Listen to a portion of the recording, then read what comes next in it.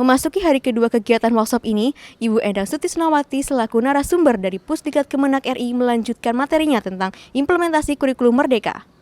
Oke, kata kuncinya tepuk tangan, keywordnya tepuk tangan. Kalau saya bilang tepuk tangan satu kali, berarti belum konsentrasi, masih terlena. Kata kuncinya adalah tepuk tangan.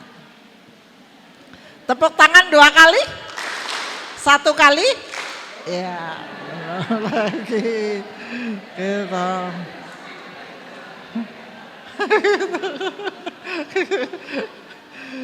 Ulangi lagi, tepuk tangan 3 kali, tepuk tangan 2 kali, 3 kali.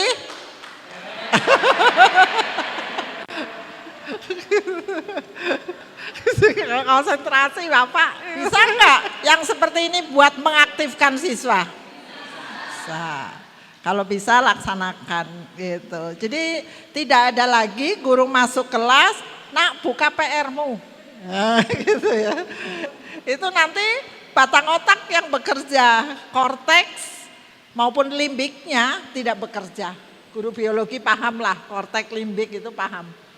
Ya, jadi harus dibangkitkan semangatnya dulu, konsentrasinya dulu. Cukup? Ya, tepuk tangan berkali-kali untuk Bapak Ibu. Nah. Sekarang kita bicara P3. Kita bicara P3, ini ada dimensi, ada elemen yang bakal terintegrasi ke dalam mapel dan akan menjadi proyek. Karena setiap tahun Bapak Ibu minimal 3 proyek. Minimal 3 proyek. Proyeknya adalah analisis, tingkatannya sudah analisis. Nanti ada contohnya. Nah ini prinsip kunci proyek penguatan profil. Holistik berarti utuh. Utuh. Jadi kalau bicara Prokerto, kearifan lokal Prokerto apa? Mendoan misalkan, ya kan? Apalagi ebek gitu ya kuda lumping gitu ya kan, ebek. Terus apalagi lengger. Kearifan lokalnya itu coba dijadikan judul penelitian, Meres, ebek, lengger itu. Kemudian itu merupakan kearifan lokal, maka orang bercerita tentang ebek itu harus utuh. Utuh gitu. Sama dengan kalau bercerita ini jeruk, maka orang bisa menceritakan jeruk itu dari sisi warnanya, dari sisi bentuknya, dari sisi rasa, termasuk ebek dari sisi tampilannya, dari sisi maksud tujuannya, dari sisi performnya. Jadi bercerita tentang ebek itu dari A sampai Z, itu yang disebut dengan holistik.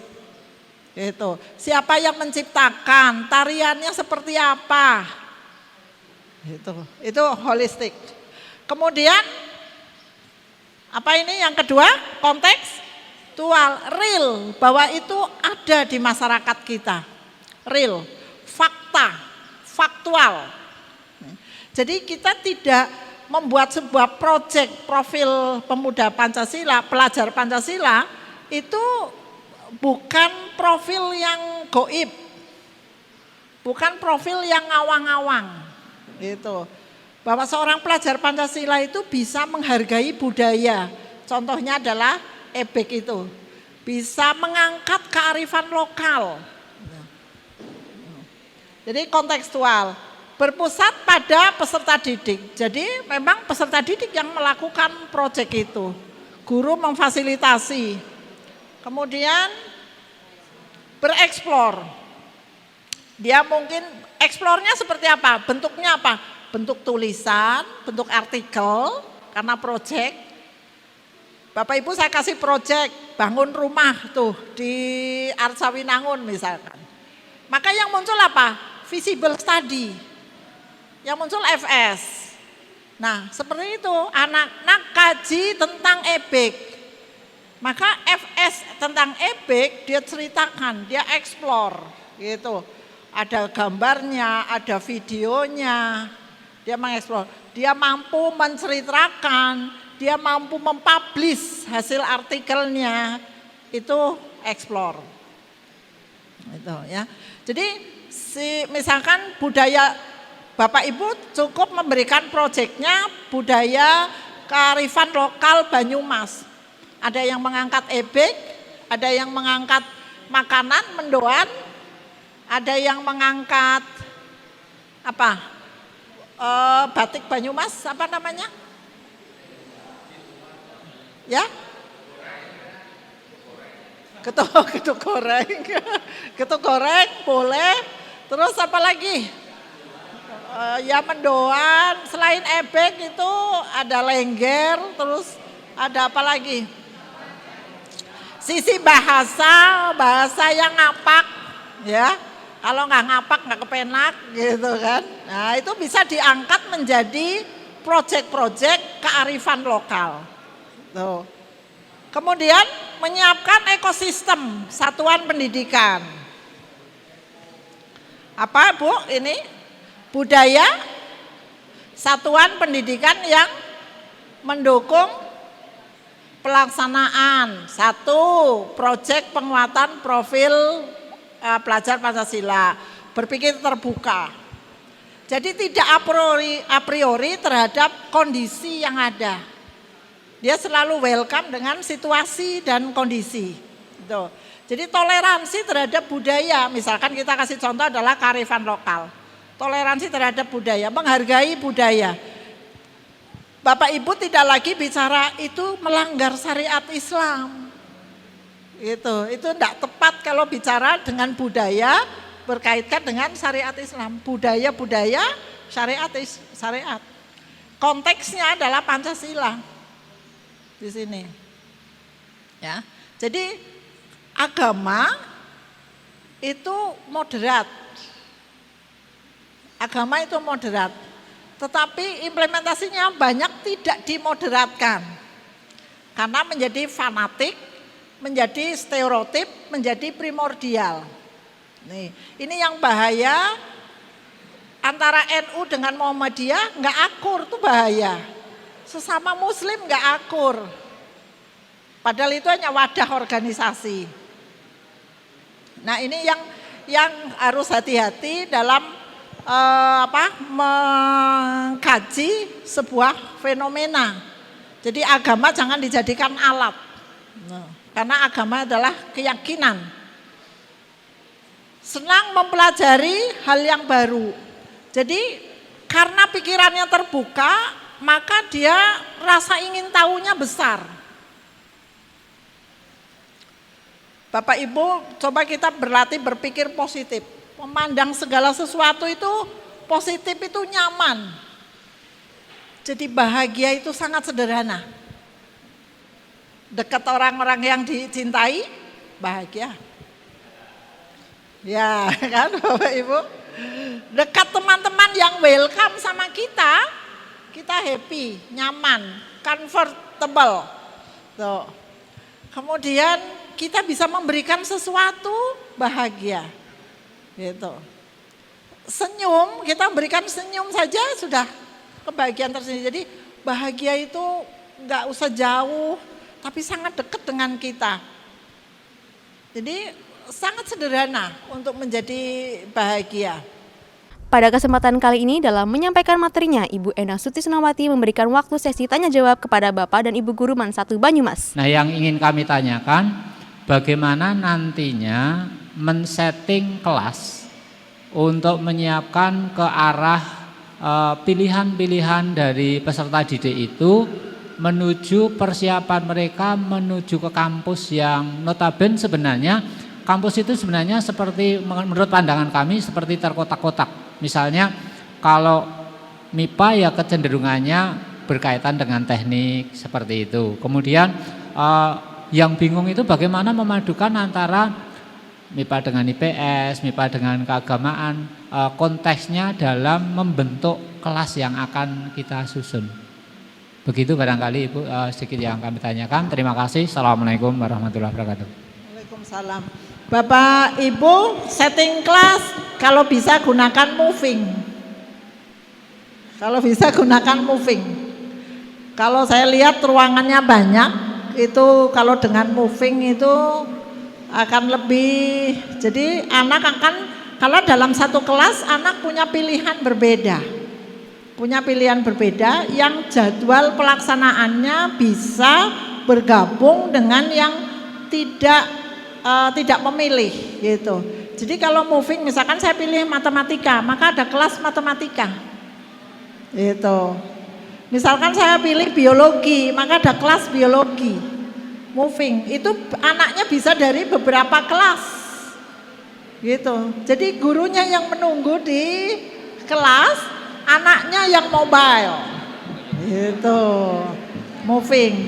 Jika memang kelasnya memenuhi, itu sebaiknya moving. Itu lebih tepat Pak, setting kelasnya. Itu. Tapi kalau satu kelas terus terbagi-bagi beberapa mata pelajaran, tidak mungkin, nggak ada pembelajaran seperti itu. Jadi yang ada adalah moving. Oh sekarang jadi seperti kita di perguruan tinggi. Gitu. Jadi oh sekarang saya jam sekian itu saya ini, wah dia lari ke kelas itu, gitu Pak. Jadi polanya adalah pola moving. Adapun kolaborasi, makanya itu tadi perlu tim pengembang yang membedah semua CP, ya, kemudian mengalokasikan menjadi akan proyeknya apa. Membedah dari tema apa yang akan dijadikan proyeknya apa, gitu Pak. Nuwun sewu Ibu. Pertanyaan lanjutannya, manakala moving class, istilahnya bagaimana nanti kita mengarahkan supaya tidak terjadi penumpukan atau peserta yang berlebih pada satu atau dua Pak Guru. Sementara ada Pak Guru yang kurang diminati, nun sewu seperti itu. Lah, sementara ada beberapa mapel kita yang Pak Guru atau Bu Gurunya itu jumlahnya terbatas, tapi juga ada sebaliknya yang Pak Guru atau Bu Gurunya dalam satu mapel itu berlebih. Nah, barangkali itu gambarannya nanti seperti apa gitu Bu? Ya, bagian TU ini bagian anjab, analisis jabatan. Jadi porsi penentuan itu juga harus melihat potensi SDM-nya. Jadi kalau misalkan membuka pemilihan matematika, misalkan dengan jumlah kapasitas yang memilih 50, nggak mungkin matematika akan satu kelas 50, gitu. Maka harus dibagi dua kelas. Kalau memang SDM-nya memenuhi. Itu kalau memang guru matematikanya ada 2 atau 3, maka dibuka peluang pilihan itu. Tapi jika SDM-nya belum memenuhi, jangan buka peluang dulu, karena peminatnya banyak tapi nggak ada SDM-nya, siapa yang mau ngurus? Maka siapkan dulu SDM-nya, gitu Pak. Nah, ada pilihan mungkin yang akan laku, ada pilihan yang guru tidak laku, ya nggak apa-apa, itu pilihan siswa yang belajar kok. Kenapa mesti harus memaksakan gurunya nanti nganggur? Tim teaching, adakan dengan tim teaching. Itu. Jadi jangan melihat gurunya tidak ada, ya berarti sekolah, maka perlu ada anjab. Analisis jabatan bagian TU itu ada fungsional umum, analisis jabatan, anjab. Itu belum ada. Enggak jalan. Nah, dengan adanya jalan, Pak. Jadi dia akan menghitung. Anjab itu tugasnya salah satunya dalam menghitung kebutuhan. Adanya rombel sekian, kebutuhan guru berapa, itu tugas anjab. Tugas CFU. Itu. Kalau kita kan CFT. Dan saya Ibu, pertanyaan yang sedikit berbeda lagi, bagaimana nanti untuk mengarahkan siswa-siswi kita, sementara di kelas 11 putra-putri kita itu kan nanti sudah mendapatkan informasi yang sangat luas dari luar, sehingga siswa-siswi kita itu sudah punya gambaran kira-kira tes, kalau yang mau melalui jalur tes masuk ke perguruan tinggi, mereka punya gambaran, kalau pengen ke teknik berarti yang harus dipelajari ABC. Nah, kemudian kalau misalkan pengen ke IPA umum, nah berarti ABC dan seterusnya. Nah, ini bagaimana mengarahkan anak supaya bisa mengambil dari dua program yang berbeda, misalnya IPA dengan IPS atau IPA dengan agama, sementara nanti tidak dibutuhkan di dalam tes masuk ke perguruan tinggi itu, begitu Bu. Bapak Ibu, Merdeka Belajar itu sudah disetting sampai perguruan tinggi. Jadi pasti ngeklik. Itu sudah disetting 20 tahapan itu ada perguruan tinggi, Pak. Gitu. Jadi nggak mungkin pemerintah tidak ada intinya tidak membuka jurusan yang sesuai dengan pilihan anak gitu. Itu Merdeka Belajar itu sampai perguruan tinggi, Pak. Gitu. Jadi ngeklik itu pasti. Gitu.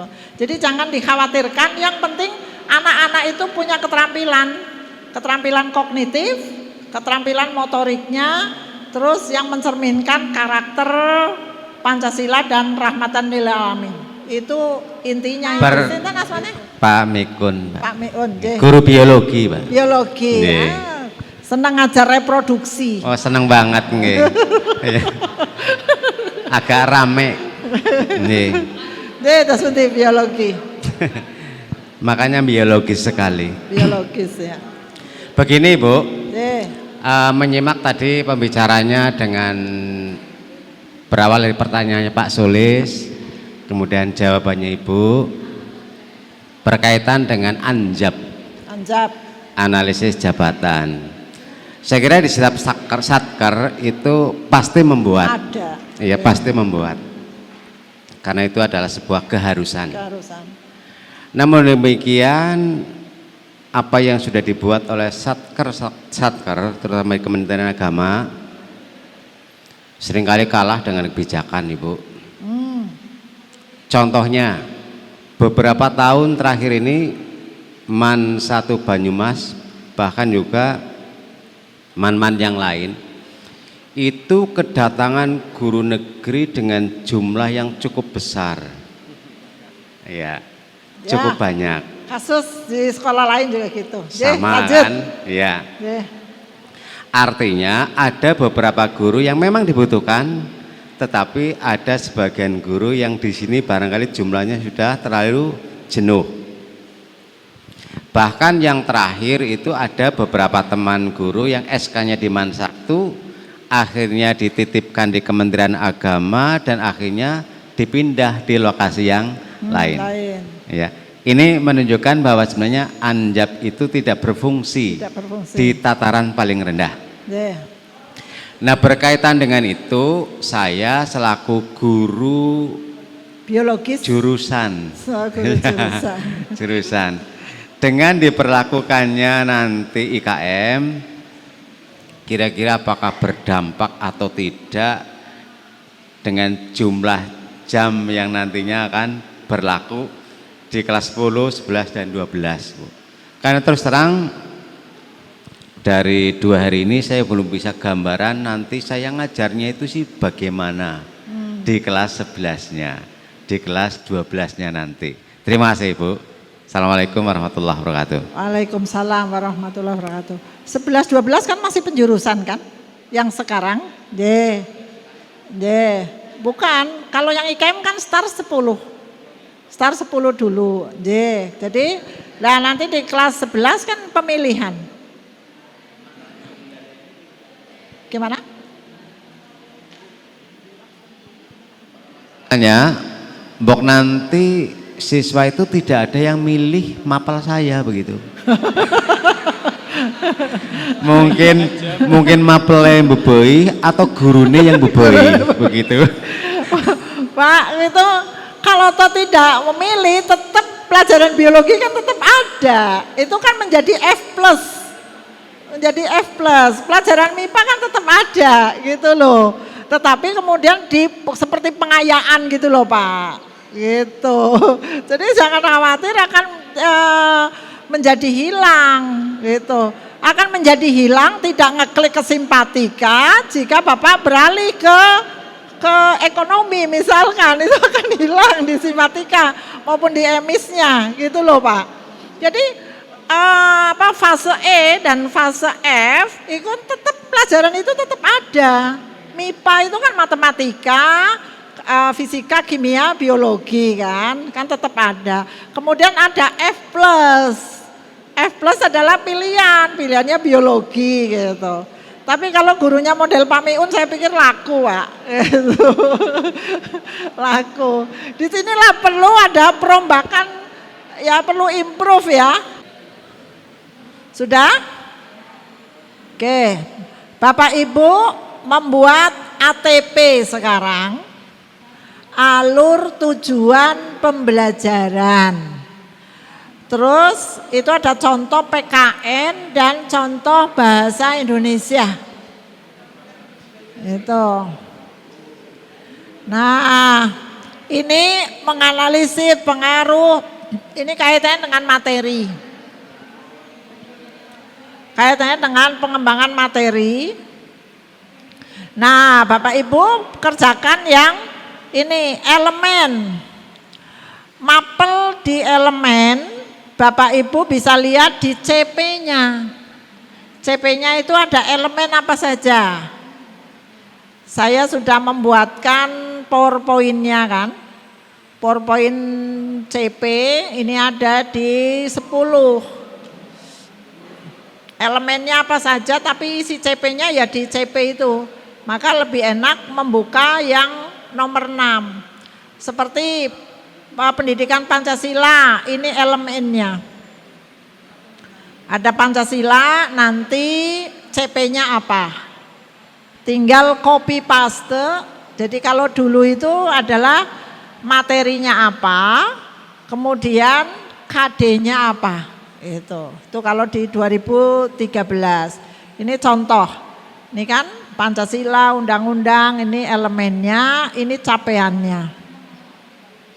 Bapak Ibu copy itu dulu, baru nanti setelah itu baru akan nih elemen dan CP ini akan mengcopy ini, mengcopy 033 atau mengcopy SK Dirjen atau KMA.